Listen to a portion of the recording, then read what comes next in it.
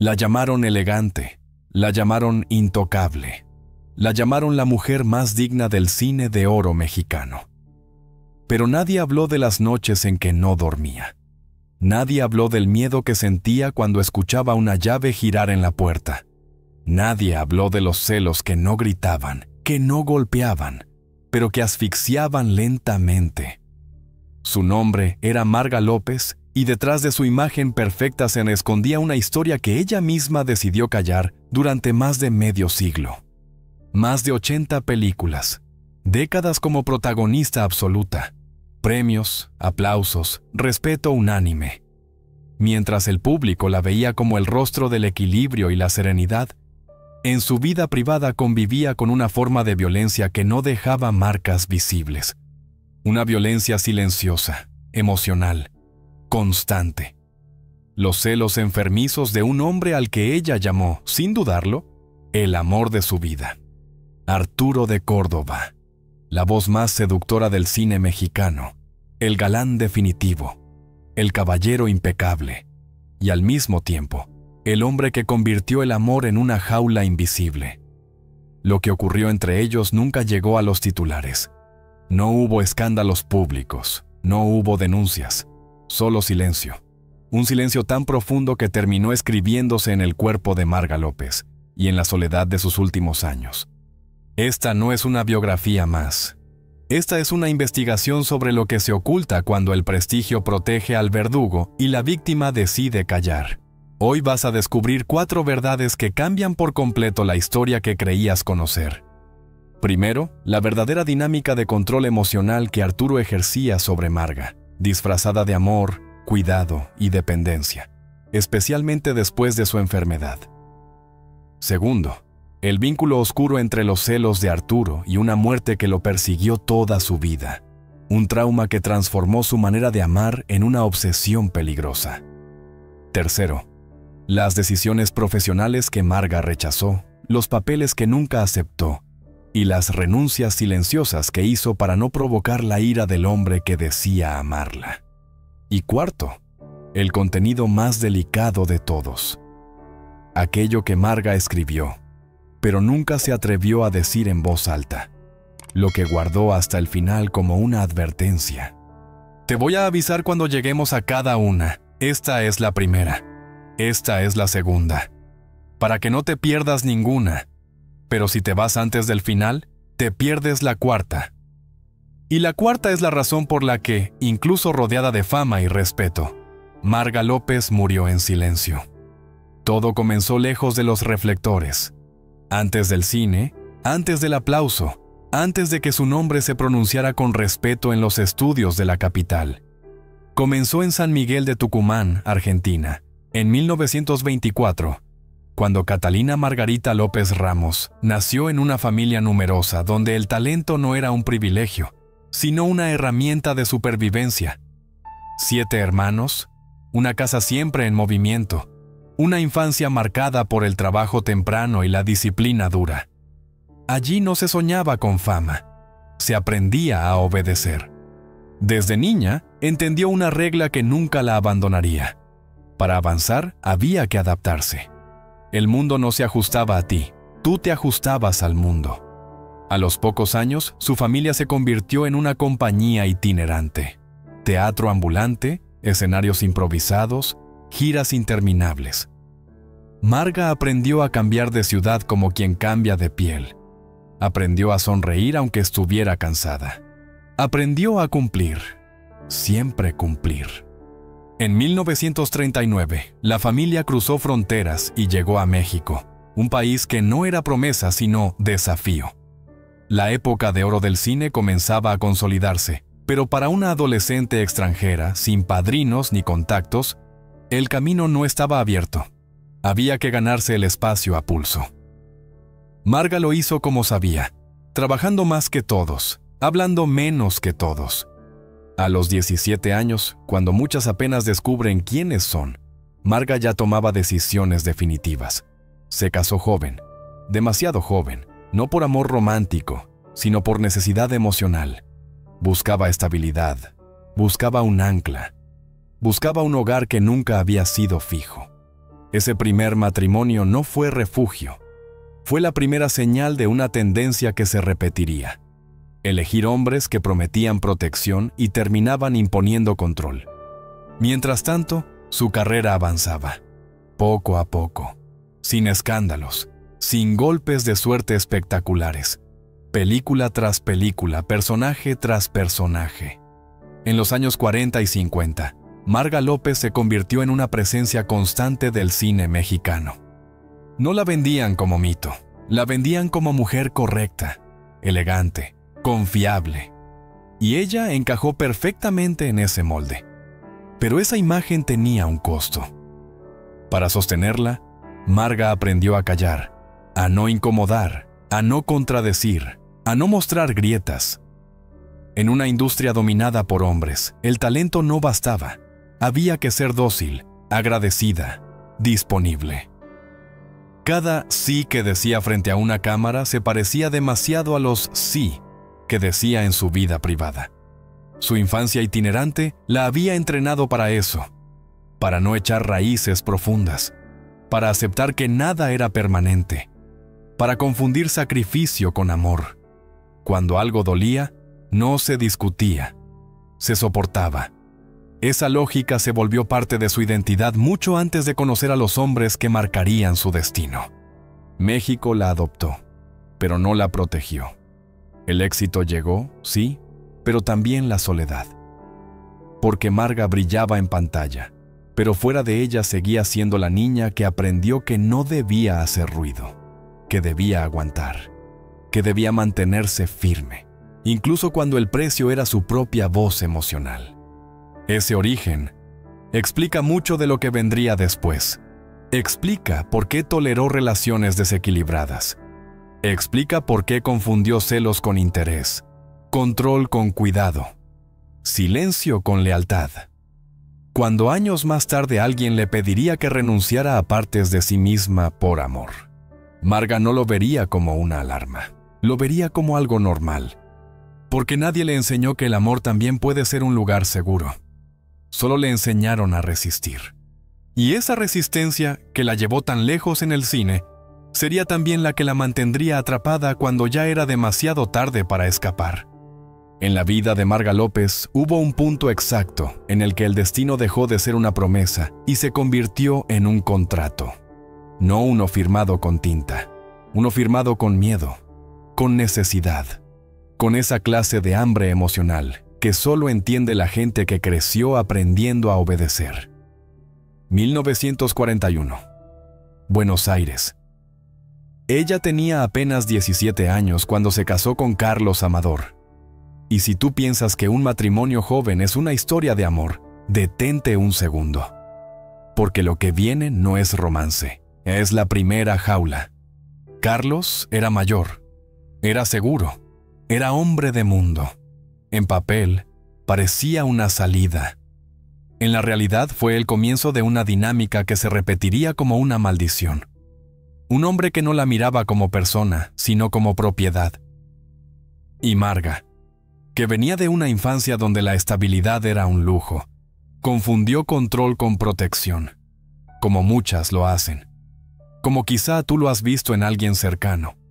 Un año después, 1942, cruzaron a México.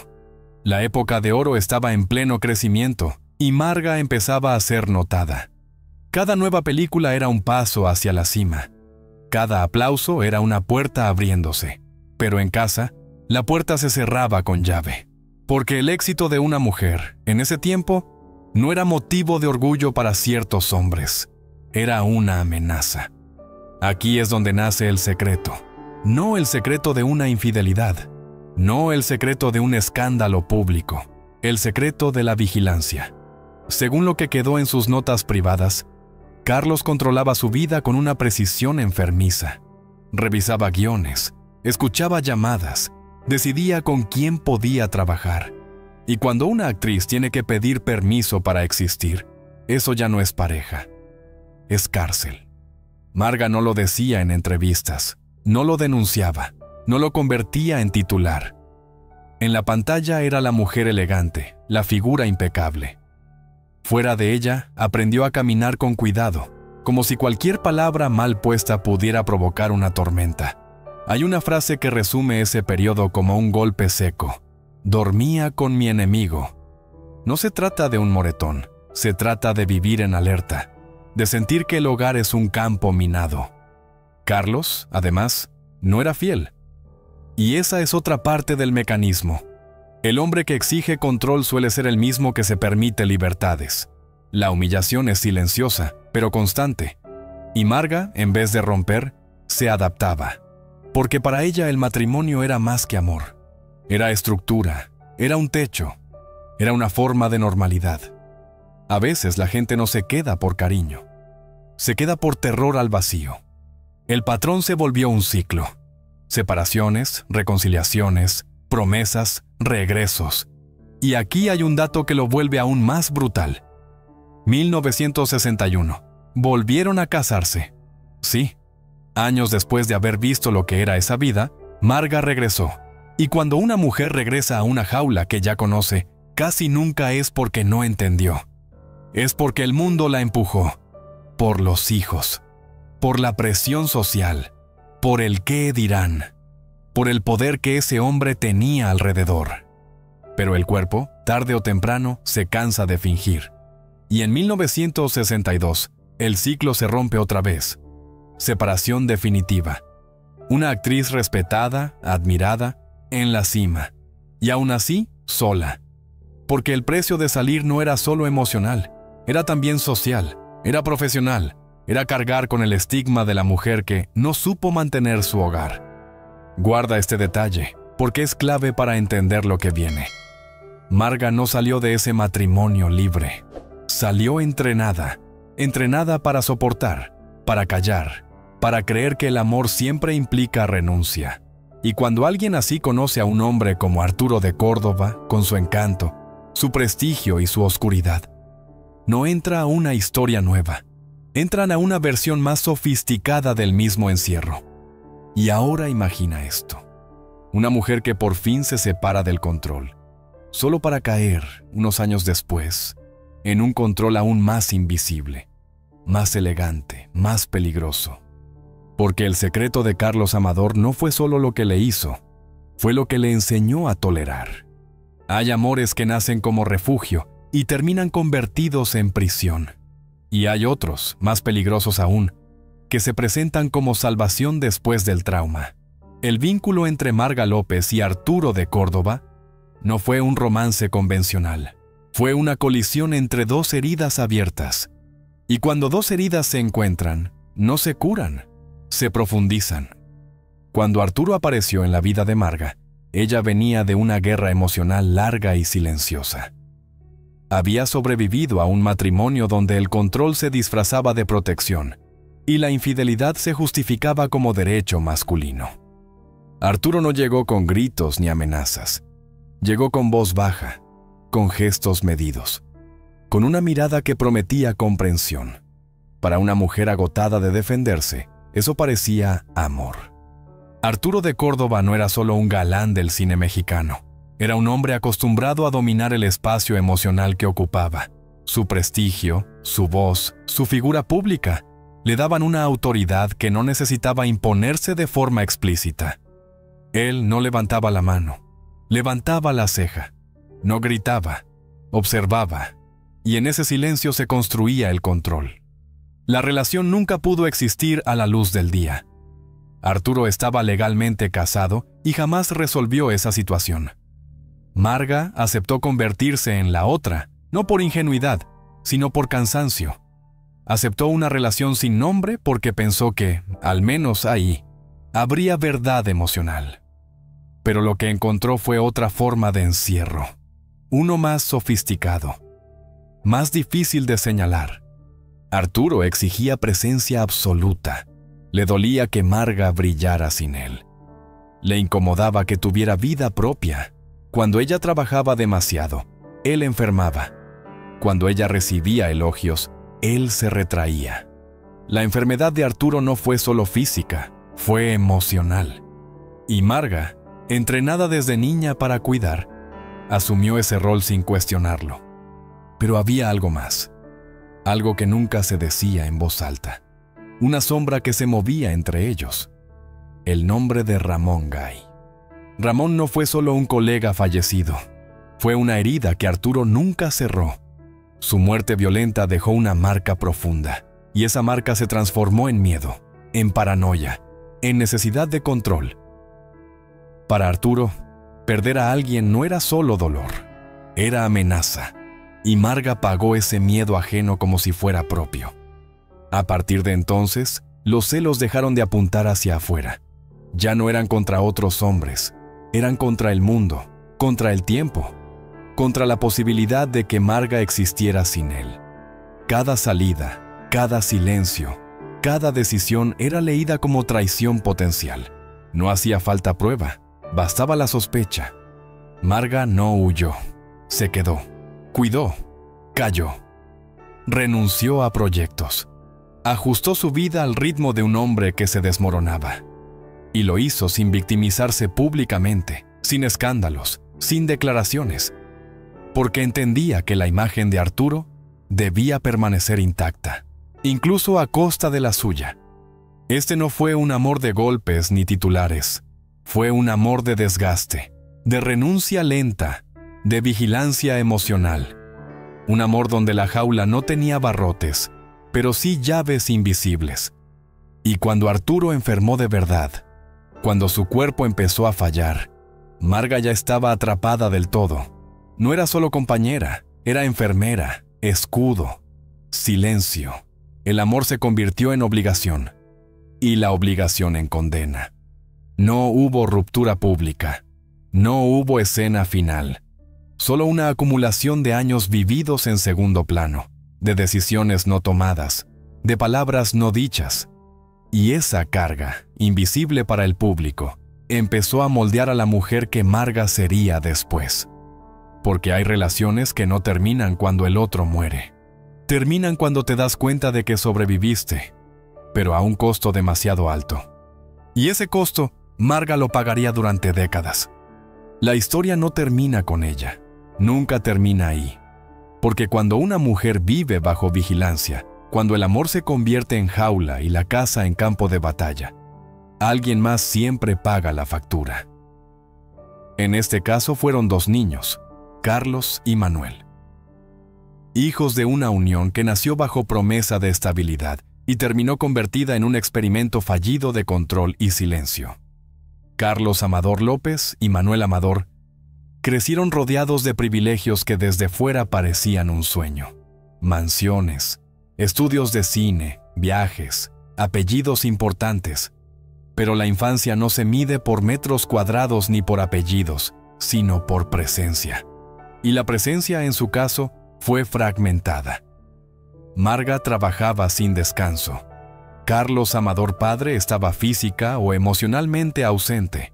Los niños aprendieron pronto que el afecto no era constante, que había que adaptarse al humor del día, al silencio de la noche, a las discusiones que no se explicaban. El hogar no era un refugio, era un territorio inestable, un lugar donde el amor se mezclaba con tensión, donde la figura paterna imponía más que protegía, y donde la madre, aunque profundamente amorosa, estaba atrapada entre su rol público y su desgaste privado. Marga intentó compensar con cuidados, con atención, con una dedicación casi obsesiva cuando podía. Pero la culpa no reemplaza al tiempo, y el tiempo es lo único que no vuelve. Los dos hermanos respondieron de forma distinta a esa herida temprana. Manuel eligió huir del foco. Se alejó deliberadamente del espectáculo. Buscó una vida más discreta, más controlada. La medicina le ofreció algo que el cine nunca prometió: reglas claras, mérito tangible, distancia emocional.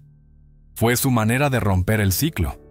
Carlos, en cambio, hizo lo opuesto. Entró al mismo mundo que había moldeado y lastimado a su madre. Actuó, produjo. Intentó existir bajo una sombra imposible de esquivar. No era solo el hijo de una estrella. Era el recordatorio viviente de una historia que nadie quería revisar de frente. Cada logro suyo era comparado, cada error amplificado. vivió con la sensación constante de no ser suficiente, de no poder escapar del apellido ni de la narrativa heredada. Quienes lo conocieron hablan de un hombre sensible, introspectivo, marcado por una tristeza que no siempre tenía causa visible. No fue una vida de escándalos, sino de peso acumulado, de preguntas sin respuesta, de una identidad construida sobre fragmentos de una infancia rota con elegancia. Marga sabía esto, lo cargó en silencio. Porque para ella, la culpa no era un sentimiento pasajero, era una estructura. Sabía que su elección de permanecer en relaciones dañinas, de priorizar la estabilidad aparente, de soportar lo insoportable, había tenido consecuencias más allá de ella misma. Y esa conciencia es una de las cargas más difíciles de llevar. El tiempo avanzó. Los hijos envejecieron. La madre se convirtió en leyenda. Pero las heridas no caducan. En el año 2025, la muerte de Carlos Amador López cerró un círculo que había comenzado décadas atrás. No fue un final escandaloso. Fue coherente con su vida. Discreto, silencioso, casi fuera de foco. Tenía 82 años, y con él se fue una generación marcada directamente por decisiones que nunca fueron suyas. La historia suele romantizar el sacrificio femenino, pero rara vez se detiene a mirar el daño colateral. Los hijos que crecen aprendiendo a leer el ambiente antes que a expresar emociones. Los adultos que cargan con lealtades invisibles. Las familias que parecen intactas desde fuera y fracturadas por dentro. Esta no es solo la historia de una actriz atrapada entre dos hombres dominantes. Es la historia de lo que ocurre cuando el amor se negocia, cuando el silencio se normaliza y cuando la estabilidad se confunde con resignación. Porque las heridas no siempre sangran, a veces se heredan. Y lo que viene después no es una consecuencia emocional, es un patrón. Uno que se repite, se transforma y se esconde mejor con el paso del tiempo, pero nunca desaparece del todo. Los celos no aparecieron de golpe. No irrumpieron como una escena violenta, ni como un escándalo público. En la vida de Marga López, los celos se instalaron como se instala una humedad lenta en una casa antigua, sin ruido, sin aviso, pero avanzando por dentro hasta debilitarlo todo. Y tuvieron un nombre propio: Arturo de Córdoba. Para el público, Arturo era la voz profunda, el galán elegante, el hombre de porte impecable que dominaba la pantalla con una seguridad hipnótica. Pero detrás de esa imagen existía otra cosa, un miedo persistente, una inseguridad que no se gritaba, que no se golpeaba, que no se exhibía, una forma de celos que no necesitaba pruebas porque se alimentaba de posibilidades. Y cuando Marga entró en su vida, esa inseguridad encontró un centro. El cine, sin proponérselo, dejó una huella inquietante. En 1953 se estrenó Elle, dirigida por Luis Buñuel. Arturo interpretó a Francisco Galván, un hombre atrapado por una celotipia enfermiza, obsesiva, destructiva. Un personaje que vigila, sospecha, controla y castiga desde la mente antes que desde el cuerpo. Para el espectador fue una obra incómoda, perturbadora. Para quienes conocían a Arturo fuera del set, fue algo más cercano a una confesión involuntaria. La frontera entre personaje y hombre se volvió peligrosa. Arturo no controlaba a Marga con prohibiciones explícitas. Lo hacía con frases suaves, con silencios estratégicos, con una vigilancia envuelta en preocupación. ¿Es por tu bien? No es conveniente. Yo te cuido.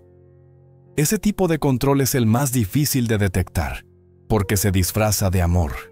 Y Marga, formada en una época donde a las mujeres se les enseñaba a adaptarse, aprendió a leer esas señales como intensidad, no como alerta.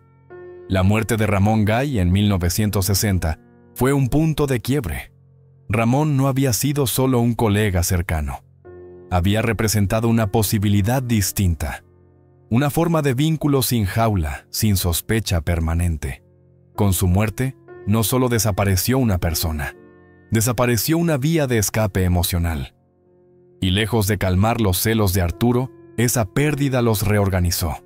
Ya no había competencia externa. Ahora el control podía volverse absoluto. A esto se sumó el golpe más profundo para el ego de Arturo. A mediados de los años 60 sufrió un derrame cerebral que lo dejó parcialmente paralizado. El hombre que había construido su identidad sobre el dominio, la presencia y la voz, pasó a depender físicamente de otros, de ella. Y cuando alguien que teme perder el control lo pierde de verdad, suele intentar recuperarlo donde aún puede, en el vínculo más cercano. Marga asumió el cuidado sin dramatizar. Reorganizó su vida, rechazó proyectos, redujo su presencia pública. El amor se transformó en asistencia constante, el compañerismo en obligación silenciosa, pero los celos no desaparecieron con la enfermedad. Mutaron. Dejaron de vigilar cuerpos y empezaron a vigilar pensamientos. No se trataba de con quién hablaba Marga, sino de qué pensaba, de si aún era suya por dentro. Hay indicios, anotaciones privadas, recuerdos de personas cercanas que apuntan a algo más profundo. Marga sabía que ese control no era normal. Sabía que el miedo de Arturo no venía solo del presente, sino de zonas de su identidad que nunca se nombraron en voz alta. Y eligió callar, no por ingenuidad, sino por protección. En una industria que no perdonaba escándalos, ella se convirtió en el muro de contención. Ese silencio fue una decisión consciente. Sostener la imagen pública, evitar el derrumbe, proteger a quien ya no podía protegerse a sí mismo. Pero el precio fue alto. Porque cuando una mujer pasa demasiado tiempo explicándose por dentro y callándose por fuera, termina confundiendo el amor con la renuncia. Arturo murió en 1973. Marga estuvo ahí hasta el final. No como figura oficial, sino como presencia constante. Y cuando él se fue, los celos no se extinguieron. Se quedaron dentro de ella como una forma aprendida de amar, como una costumbre emocional. Porque hay jaulas que no se abren con la muerte, se abren con conciencia. Y esa conciencia, en el caso de Marga, llegó demasiado tarde. Lo que vino después ya no tuvo que ver con Arturo. Tuvo que ver con las grietas que ese vínculo dejó, grietas que marcarían sus decisiones futuras, su forma de entregarse, su manera de permanecer incluso cuando quedarse dolía. Porque algunas historias no terminan cuando termina el amor, empiezan ahí. El final no llegó como un golpe seco. Llegó como llegan las cosas que desgastan, poco a poco, sin ruido, sin testigos. Cuando Arturo sufrió el derrame cerebral a finales de los años 60, el hombre que había construido su identidad sobre la voz, la presencia y el control, perdió de pronto aquello que más lo definía. Quedó parcialmente paralizado. La dicción se volvió torpe, el carácter irritable, y con esa caída física comenzó la última etapa del encierro. Marga no se fue, no pidió explicaciones, no puso condiciones. Se quedó. Pasó de actriz respetada a cuidadora permanente.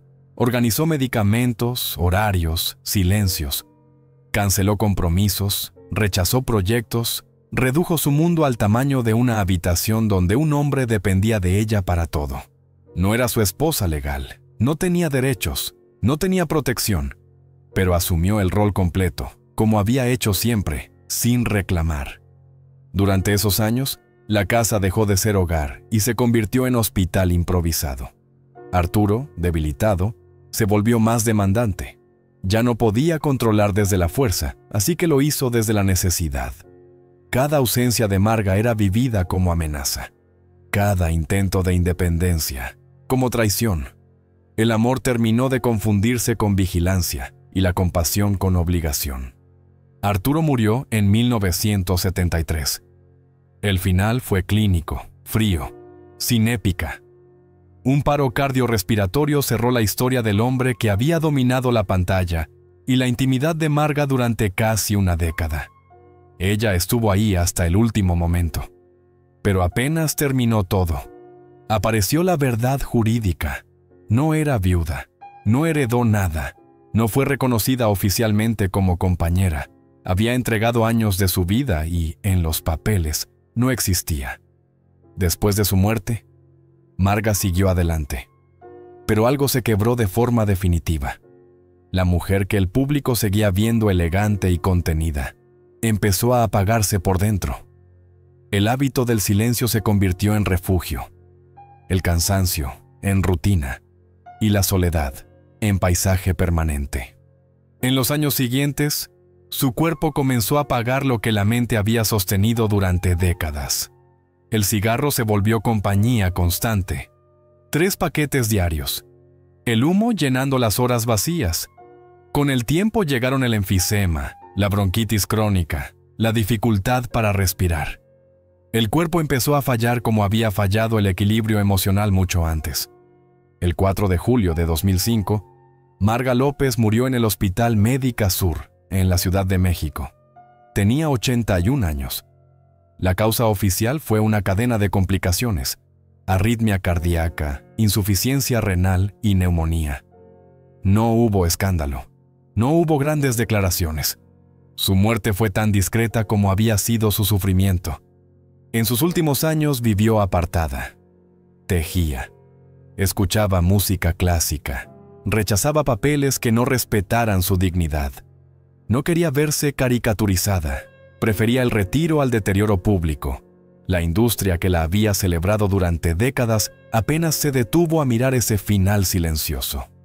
Así se cerró el ciclo. Sin redención espectacular. Sin justicia simbólica.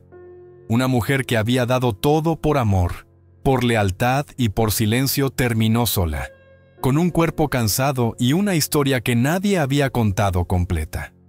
Porque hay finales que no necesitan tragedias visibles.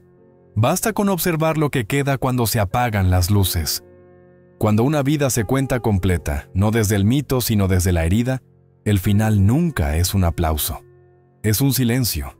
Y el de Marga López fue un silencio largo, denso, cargado de todo lo que decidió no decir para proteger a otros, incluso cuando ya no quedaba nadie que proteger. Murió el 4 de julio de 2005 en Ciudad de México, a los 81 años. No en un escenario, no rodeada de cámaras. Murió en una habitación de hospital, con un cuerpo agotado por años de enfermedad respiratoria, arritmias, fallos orgánicos que no llegaron de golpe, sino como consecuencia acumulada de una vida sostenida a base de resistencia. Su muerte fue discreta, casi coherente con la forma en que vivió lo más doloroso de su historia. Para el público quedó la actriz elegante, la mujer fuerte, la dama del cine clásico. Lo que no quedó a la vista fue el costo interno de sostener durante décadas relaciones marcadas por el control, la ausencia de protección emocional y la renuncia constante a sí misma. Marga no fue una víctima pasiva. Fue una mujer que eligió el silencio como estrategia de supervivencia en una época que no perdonaba a las mujeres que hablaban. Amó a hombres complejos, algunos brillantes, otros profundamente rotos, y pagó con su libertad emocional la necesidad de cuidar, comprender y sostener. Primero como esposa joven, empujada a una vida adulta antes de tiempo. Luego como madre ausente por obligación laboral. Después como compañera sin nombre legal de un hombre enfermo, celoso y emocionalmente dependiente. En cada etapa, Marga se dio algo de sí. Su legado artístico es incuestionable. Más de 80 películas. Personajes que aún hoy siguen vivos en la memoria colectiva. Pero su legado humano es más incómodo. Es el retrato de una generación de mujeres que aprendieron que el amor se demostraba aguantando. Que la lealtad era callar. Que la dignidad consistía en no incomodar. Años después de su muerte, el destino terminó de cerrar el círculo. En 2025, falleció su hijo mayor, Carlos Amador López. Murió lejos del reflector, cargando también una historia marcada por ausencias, comparaciones y una identidad siempre medida a la sombra de sus padres. La segunda generación tampoco escapó del todo a las consecuencias del silencio de la primera.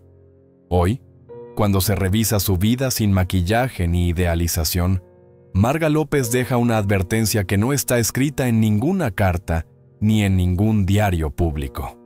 está en la suma de sus decisiones, en lo que aceptó, en lo que normalizó, en lo que soportó por amor, por miedo o por costumbre.